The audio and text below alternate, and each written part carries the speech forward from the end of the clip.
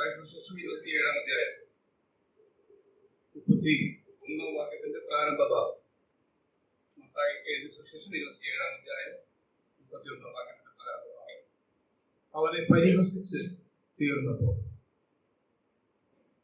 നമ്മുടെ വാഴ്ത്തപ്പെട്ട ദേവകുഞ്ഞാടിനെ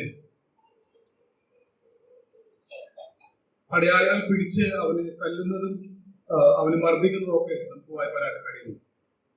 എന്നാൽ ഇവിടെ വായിക്കുന്ന വാക്ക്, അവനെ പരിഹസിച്ച് തീർന്നപ്പോൾ മേലങ്കി സ്വന്തം വസ്ത്രം ധരിപ്പിച്ചു ക്രൂശിപ്പാൻ കൊണ്ടുപോയി. ശാരീരികമായി ദേവകുഞ്ഞാടിനെ തകർത്തത്, ശാരീരികമായി ദേവകുഞ്ഞാടിനെ മർദ്ദിച്ച കാര്യങ്ങളൊക്കെ നാം വായിക്കുന്നു. എന്നാൽ ഒരു മനുഷ്യനെ മുഴുവനായി അല്ലെങ്കിൽ അവനെ മാനസികമായി തകർക്കുന്ന ഒരു രംഗമാണ് അവനെ പരിഹസിക്കുക എന്നുള്ളത്.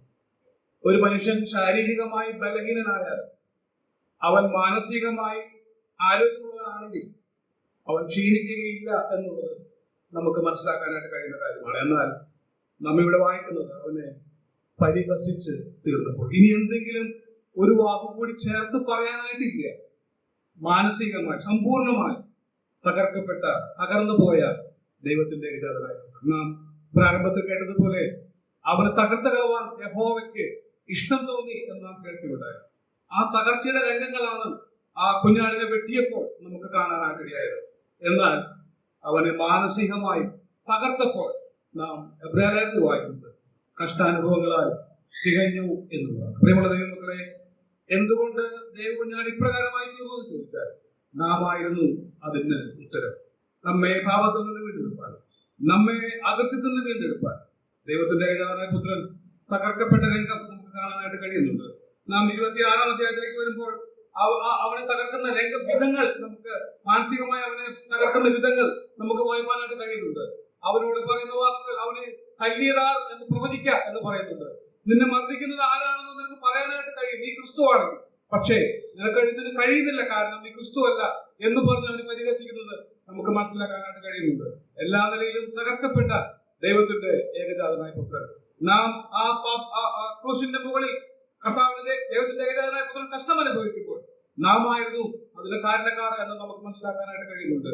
നമ്മുടെ പാപത്തിന്റെ ശിക്ഷ ദൈവം തന്റെ പുത്രന്റെ മേൽ നടപ്പാക്കിയപ്പോൾ സമ്പൂർണമായി നമുക്ക് വേണ്ടി തകർക്കപ്പെട്ട ദൈവത്തിന്റെ ഏകജാതനായ പുത്രൻ നിന്ന എന്റെ ഹൃദയത്തെ തകർത്തു എന്ന് പറയത്തക്കവണ്ണം ഏറ്റവും ബലഹീനനായ ദൈവത്തിന്റെ ഏകജാതനായ പുത്രൻ. എന്നാൽ ആ കല്ലറയ്ക്ക് അവനെ പിടിച്ചു വയ്ക്കുവാനായിട്ട് കഴിയുമായിരുന്നില്ല. 3-ാം ദിവസം രാജാവും കർത്താവും മഹാശക്തനുമായി അവനെ ഉയർത്തെഴുന്നേറ്റ് വാങ്ങാനായിട്ട് ഇടയായി തീർന്നു. രാവിലെ നമുക്ക് ആ വലിയ സ്നേഹത്തെ ഓർക്കാം. നമ്മെ സ്നേഹിച്ചത് മുഖാന്തരം നമ്മെ വീണ്ടെടുക്കുവാനായിട്ട് ദൈവത്തിന്റെ ഏകജാതനായ പുത്രൻ ഈ താഴ്ചയുള്ള ഭൂമിയിലേക്ക് വന്നു. നമുക്ക് പകരമായി അവർ തകർക്കപ്പെടുവാനായിട്ട് ഇടയായി തീർന്നു. എല്ലാ അർത്ഥത്തിലും തകർന്ന ദൈവത്തിന്റെ ഏകജാതനായ പുത്രൻ നമ്മുടെ പാപങ്ങൾക്ക് പരിഹാരമായി മരിച്ചു, അടക്കപ്പെട്ടു, ഉയർത്തെഴുന്നേറ്റ് രാജാവും കർത്താവുമായി ജീവിക്കുന്ന വലിയവനായ ദൈവത്തെ പുത്രമുഖാന്തരം രാവിലെ നമുക്ക് ആരാധിക്കാം. അവന്റെ വലിയ നാമം എന്നേക്കും